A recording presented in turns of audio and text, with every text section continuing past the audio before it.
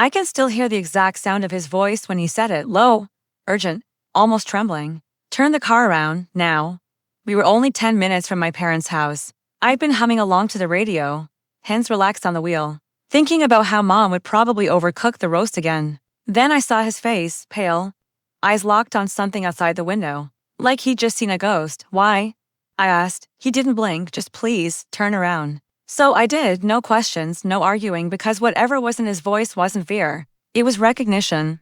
We drove in silence for miles before he finally spoke. I'll explain when we're home. I didn't push. But inside me, something cold started to stir. My husband, Ethan, had always been calm, the kind of man who kept his promises and his secrets just as tightly. My parents adored him, especially my dad. They'd always call him the son we never had. I used to think that meant affection. Now I know it meant ownership. When I first brought Ethan home, my mom smiled too much and my dad asked too many questions about his job, his finances, his background. I thought it was just curiosity. Proud parents meeting their daughter's fiancé. I was wrong.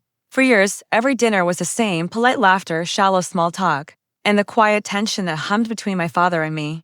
Ethan never said anything, but I could feel it. Those dinners unsettled him. Still, I trusted my parents, until that day, when we got home. Ethan closed the door and leaned against it like he'd just escaped a fire. I saw someone, he said. Who? Your dad's old associate, the one from his company. I frowned. So? He hesitated. He's supposed to be dead, Clara. Hearing my name from him right then felt strange, like it belonged to someone else. Someone still innocent. What are you talking about? I asked. He sat me down and told me everything. My father hadn't actually retired. He'd been running an offshore operation under fake identities. One of them being Athens years ago, before we ever met. My father had laundered money through shell companies under stolen names. Athens was one of them. When we got married, it seemed like a coincidence, at least we thought so.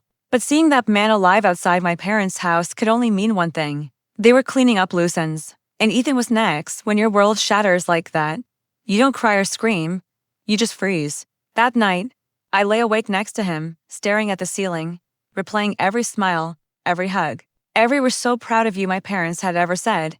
Every word felt poison. Every memory rehearsed. By morning, my mind was made up.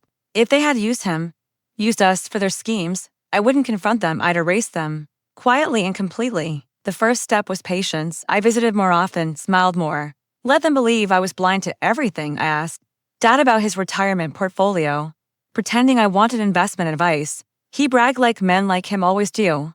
Half-truths spilling out with every sip of whiskey. Meanwhile, Ethan and I were collecting evidence, emails, transactions, offshore accounts, every name, every number. It took 3 long months. When I finally had enough, I called the sec from a burner phone, my voice disguised. Then I waited. The raid happened on a Sunday morning. Dad was still in his robe when they hauled him out. Mom cried, but her eyes weren't shocked, just furious, the kind of fury that said, you were supposed to stay loyal. Ethan stood beside me, face unreadable. I slipped my hand into his and whispered, looks like we didn't need to turn around after all. He almost smiled. It's been a year now. My father's serving 20. My mother writes from a correctional facility upstate. But I never open her letters. Sometimes I drive past the old house. It's empty. The grass has swallowed the porch steps. The curtains hang limp like ghosts. I used to wonder if revenge would heal anything. It doesn't. It just quiets the noise.